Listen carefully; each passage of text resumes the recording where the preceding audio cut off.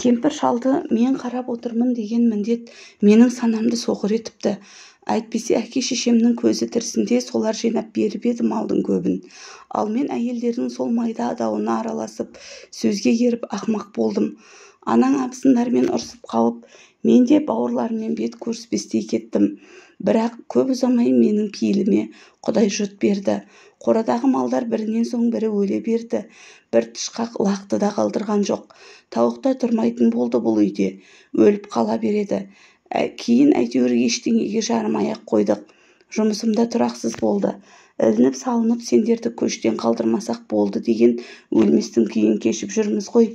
Енді өткенде анаңның үкіметтен алатын жәрдемақысының құжаттарын реттеп жүргенде ағамның баласын көрдім. Зіңкіттей жігіт болып конторда бір бөлімді басқарып отыр. Тірліктерімнің бәрін зыр жүгіріп бітіріп берді. Аңқылдап қалған екен айналайын-ай. Әкем сіз туралы көп айтады деген сөзін естіп, мен отырған орнымда жерге кіріп кете жаздадым. Үйге келгенше жылап келдім. Ағамды өзім іздеп бардым. Кешірім сұрадым. Басқа да бауырларым жиналып, жылап көрістік. Ендігі арманым бар бауырымды үйге шақырып, қой сойып жақсылап күтіп жіберсем. Анаңа айтайын десем, тағы да шапшиын деп тұр, деген әкесі ұзағынан сөйледі. Аягөз тоқетерін бірден айтты. Бәрін үйге шақырыңыз, бала-шағаларымен келсін. Біз де көрейік, араласайық бір-бірімізбен. Дастарханның шығынын беріп кетемін. Дайындық көре беріңіздер. Олар бәрі келсе, үйге де сыймайтын шығар. Осы бауға жасаңыздар үлкен дастарханды, деді көзі жайнап. Аягөз шын қуанды, әкесі үшін қуанды. Ақылдым деп қызының маңдайынан иіскеген әкесі көзіне жас алды. Анасымен бір бөлмеде жатқан Аягөз екеуі түн ортасына дейін сөйлесіп жатты. Анасы сол әдетіне салып, жұрттың бәрі жаманда, өзі жақсы болып жатыр. Айналып келіп ақтала береді. Арасында сыңсып жылап алады. Анасын да түсінгісі келеді. Артық сөз айтпайды. Ештен кеш жақсы ғой мама, үйге шақырайық, әкемнің туыстарын татуласыңыздар, деген сөзінен қайтпады. Аягөз ертеңіне түске жақын оянды. Кішкентай бауырлары бөлмеге бас сұғып, жымың-жымың етісіп жүр. Бірдеңе айтқылары келеді өздері. Орнынан керіле тұрған ол сыртқа беттеді. Ауыз бөлмеде әкесі мен анасы отыр, біреуді күткендей. Ұйықтап қалыппын ғой, ертерек оятпадыңыздар ма? Деп күлімсірей сыртқа шыққан ол өзінің аяқ киімінің орнына ақ туфлиді көрді. Қонақ келді ме дегендей әке-шешесіне қарады. Қызым, сен ұйықтап жатқанда әкең базарға барып саған туфли мен көйлек сатып алыпты. Келгені осы деп анасы ұзын қызыл көйлекті жайып салды. Ақ туфли, қызыл көйлек көптен бері ешкімнен сыйлық алмаған Аягөздің көңілі босап қоя берді. Қандай әдемі деп демде көйлегі мен туфлиді киіп алды. Көйлек кең, ұзын, өзіне мүлдем жараспай тұр. Ал аяқ киім тар. Сонда да Аягөз қызыл көйлекті киіп алып шыр айналды. Керемет, әдемі, рахмет сіздерге деп балаша айқайлап әке-шешесінің бетінен кезек-кезек сүйе берді. Әкесі базарда көйлек таңдап жүргендегі қызықтарын айтып таусалар емес. Ал анасы ескі көйлегің мен жыртық аяқ киіміңді ошаққа тастадым деп отыр, үлкен іс тындырғандай болып. Аягөз түстен соң кетуге жиналды. Ақ туфли тар, көйлегі қолпылдап тұр.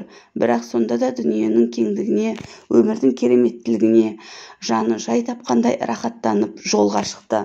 Үйге келсе балалар мұны бір күннің ішінде әбден сағынып қалыпты. Ең кенжесі алдына отырып алып кеткісі келмеді. Көмекшісі, енеңіз сізді қатты күтті ғой, терезеге қарай береді. Тамақта ішкен жоқ. Мирас аға кеше түнде келмеді деп бір күнде жиналып қалған жаңалықтарды жеткізіп жүр. Күйеуі кеше ескертіп еді, көрші қалаға адам тасып жүргенін, кешігіп жатса сол жақтағы жолдасының үйіне қонып та қалатынын айтқан. Мейлі, еркек түздің адам емес пе? Қай жерде болса да осы үйдің қамымен жүр ғой, үйде езіліп жатқаннан сақтасын деп бұл күйеуінің үйге қонбай қалғанына мән бере қоймаған. Күндер өтіп жатты. Аягөздің кәсібі бір ізге түсіп, тасы өрге домалай бастады. Өз ісіне ұқыптылығы, сауаттылығы тұтынушылардың санын күннен күнге арттыра берді. Бір тірлікпен шектелмей, қосымша табыс көздерін ашуды да жоспарлады. Үлкен көшеге қарап қалған үйдің жанындағы бос жерге азық-түлік сататын дүкен салуды ойлады. Ойлап қана жатпай тез іске кірісті. Енді осы көшенің тұрғындары дүкенге орталыққа барып жүрмейді. Керек жарағын осы жерден алады. Сол арада енесін үлкен қалаларға емге жіберіп, оның да бетін бері қаратты. Балдаққа сүйеніп, былдырлап сөйлеп жүр енесі. Төркіннің де жағдайы жақсарған. Қора бос тұрмасын деп 3-4 ірі қара мал алып берді бұл. Бауырларының аузы аққа жарып, артылғанын сатып, өз күйлерін өздері күйттеуде. Әкесінің туыстарымен де татуласқан. Қашан хабарласса анасы, бүгін қайным бала-шағасымен келеді екен. Анау кейінгі алған буаз сиырымыз 1-2 күнде туып қалатын шығар. Бұзауын баласына атаймыз деп отырмыз. Қайынсіңлімнің туған күніне алтын сырға алатын болдық. Әкең екеуміз ақылдасып, қайнағамның қызы тұрмысқа шығады екен, тоңазытқышын біз алып беретін болдық деп шапқылап жүргені. Аягөз анасының бұл тірлігіне риза. Ақша аударып отырады Сұратбай. Інісі де оқудан тыс жұмыс тауып алыпты. Өз керегін өзі тауып жүр. Әпкесінен ақша сұрауға арланатын жасқа келіп қалыпты. Бәрі реттеліп келе жатқанда бүйректен сирақ шығып жүр ғой күйеуі Мирас. Әбден жұмысбасты болып әйел болуды ұмытқан екен бұл.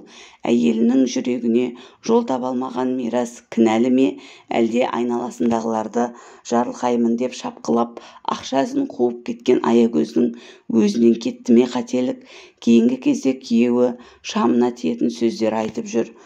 Әйел сиқың жоқ, еркек сияқты өң киіп алып, бір әйел сияқты қылық көрсетуді білмейсің.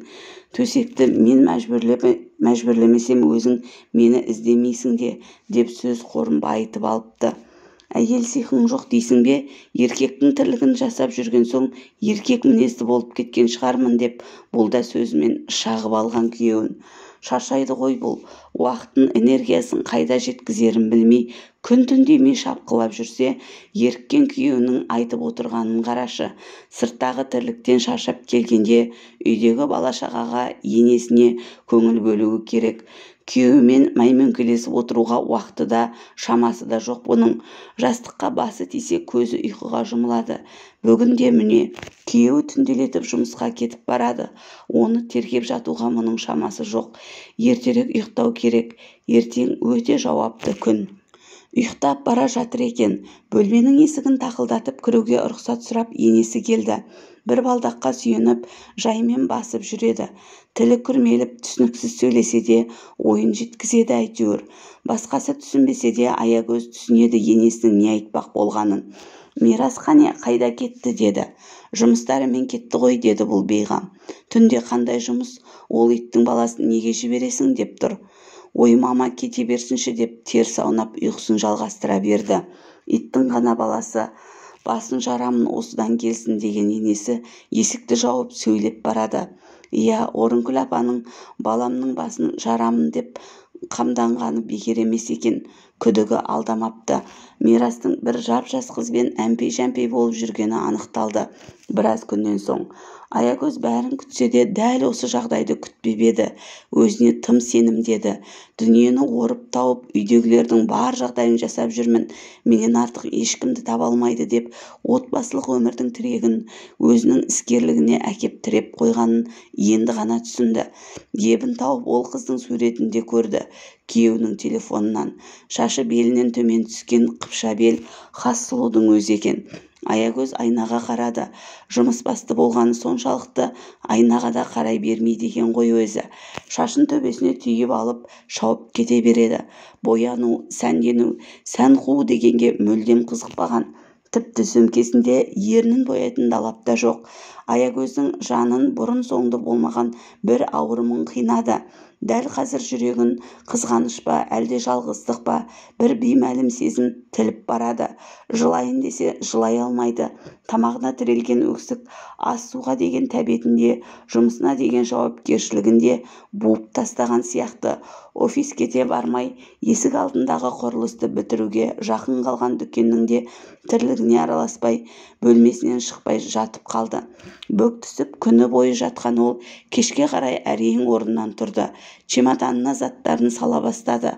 Ал Орынгүл апа осыдан қорыққан еді. «Кетпе» деді бұйырып. «Кетпеші» деді жалынып. «Кетпеші қызым» деді еңіреп. Балаларының кенжесі мұны «мама» дей бастады. «Мама, мен барамын» деп ол жүр шырылдап, жылап. Үрпейіскен үлкендері де жолын тосып жібермеуде. «Үй көмекшісінің қайда барасыз? Сіз кетсеңіз бұлардың күні не болады?» деп ол тұр көзі мөлдіреп. Аягөз ешкімге ештеңе айтқан жоқ. Жан-жағынан келіп жабысқан балаларды итеріп, енесінің қолын қағып, сыртқа беттеді. Балдағы анда қалып, өзі шолтаңдай басқан Орынгүл апа кетіп бара жатқан келіннің соңынан жүгіремін деп шалынып құлады. Аяқ астында жатқан итаяққа бетімен түсті.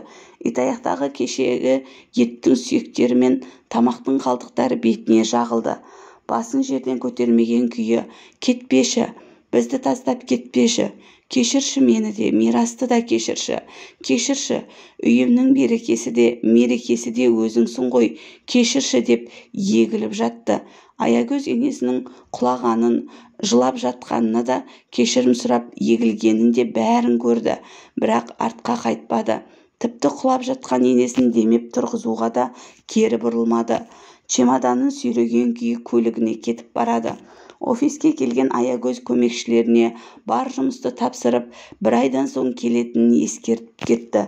Өзі бір бөлмелі пәтерді жалға алып, жайғасып алған соң туристік агенттерге хабарласа бастады. Бәрін ұмытып өзіне демалыс жарияламақшы. Сол екі ортада анасы да телефон соғып қалды. Жағдай сұрасқан соң сиырының ауырып қалғанын айтып, «Сүті майлы жақсы еді, не істеймін енді?» деп отыр. «Сиырыңызды мен барып емдеп берейін бе?» «Қызықсыз мама, ветврашты шақырсаңшы, мен бірер ай демалысқа кетіп бара жатырмын, өзім хабарласып тұрамын» деп әңгімені қысқа қайырды. Иығына артып алған үлкен жүкті сілкіп тастап жеңілдеп қалғандай күй кешті. Бос бөлмеде бір өзі жатқан Аягөз кешкі тамақты әуені төгілген мейрамханада барып ішіп келді. Шараптан ұрттады. Рахат, ешкімді ойламай, еш нәрсеге күйіп піспей қара бастың ғана қамын жасап өмір сүрудің де өз ләззаты бар екен ғой. Қалай ойламаған, қалай білмеген, неге сонша бәріне күйіп пісіп шапқылай береді екен шыбын жаны. Мүмкін енесінің «жолың ауыр, сен келгелі басымыз бәледен айырылмай-ақ қойды» деген сөздерін теріске шығару үшін жанталасты ма екен? Жолы ауыр емес екенін өзі қаласа бәле емес мерекеде орната алатынын дәлелдегісі келді ме екен? Солай болар. Ал дәлелдеді.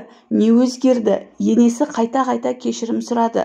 «Үйімнің берекесі де, мерекесі де өзің екенсің» деген сөзді естті. Кезінде мұның пісірген тамағын итаяққа аудара салып еді. Сол итаяқтағы тамақ бүгін басына төңкеріліп жатып кешірім сұрады емес пе? Бірдеңе өзгерді ме? Ұпайы түгенделді ме? Әлде шекесіне мүйіз шықты ма?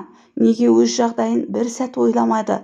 Солардың қамын ойлап, ал өкпе болып жүгіріп жүре берер ме еді, егер Мирас көзін ашып бермегенде? Еркекше тірлікті қопарып жүргенде өзінің әйел екенін де ұмытып қалыпты ғой.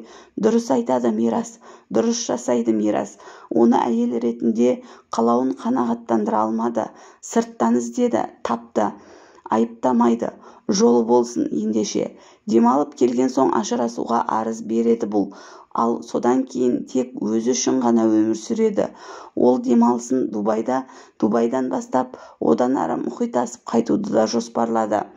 Бір ай шетелде демалып, басқадан болып ораламын деп ойлап еді Аягөз. Бірақ демалысын бір аптадан ары асыра алмады. Қанша ойламайын десе де, үйде шиеттей балаларының жылап қалғаны, енесінің құлап жатып кетпеші деп жалынып еңірегені еш көз алдынан кетпей-ақ қойды. Түн ортасында оянып кетіп, таң атқанша ойланып жатады.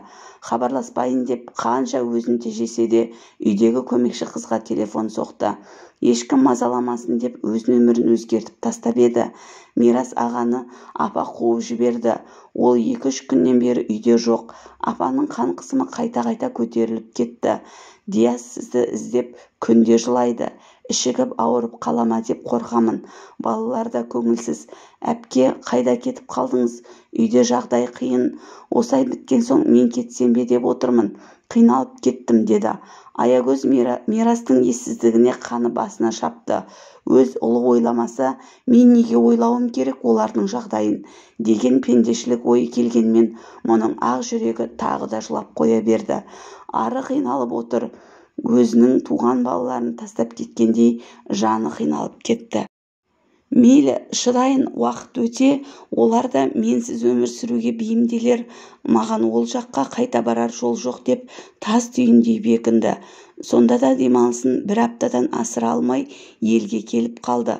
Көңіл тоқ, ой жайында болмаса, теңіздің жағасында күнге қыздырынудың түк әсері де қызығы да жоқ екен. Жұмысына алданса тез ұмытар. Аягөз елге келген соң ажырасуға арыз берді. Өзі жұмысына кірісіп кетті. Бірде жұмыстан келе жатса, подъездің алдында шуылдаған балалар жүр. Таныс өздері. Жүрегі зырқ ете қалды. Бер жақтағы орындықта енесі отыр. Мұның көлігін көріп қуанған балалар жамырай жүгіріп келеді. Кішкентай Диаста апасының қолынан босап, қалтаңдап үлкендердің соңынан еріп келе жатыр. Жәндерім-ай, айналайын, ақылың бар еді ғой. Түсінші, райыңнан қайтшы, ашуыңды басшы. Сенен басқа ешкіміміз жоқ біздің. Келін болсаң да ұлымнан артық жақын болдың ғой сен. Қызым дейінші сені, деп көз жасын сүртіп отырған енесін құшақтап, балаларды жетегіне ертіп пәтеріне алып келді. Ұлыңыз басқа келін әкеледі, бәрі реттеледі, уайымдамаңыз, деді Аягөз. Керек емес маған басқа келін, сенен басқа ешкім керек емес. Мен оны қуып жібердім, ондай жетесіз ұлдан теріс айналдым мен, деген Орынкүл апа ұлын сырттай сыбап алды да, өзің бармасаң, онда біз де сенімен бірге осы пәтерде тұра береміз. Қуып шықпайтын шығарсың енді бізді. Сенсіз ешқайда кетпейміз, деді. Шуылдаған жеті бала айналдырған бір бөлмені азан-қазан басына көтеріп жүр. Аягөз не істерін білмей басы қатты. Ауру енесі мен шиеттей балаларды екі кештің ортасында қалай қуып шықпақ үйден. Тек бүгін ғана емес, мүлдем сенсіз кетпейміз деп отыр ғой. Бұл балаларға еденге салып беретін төсеніші де жоқ. Амал жоқ, енесі мен балаларды көлігіне отырғызып, үлкен үйге келді.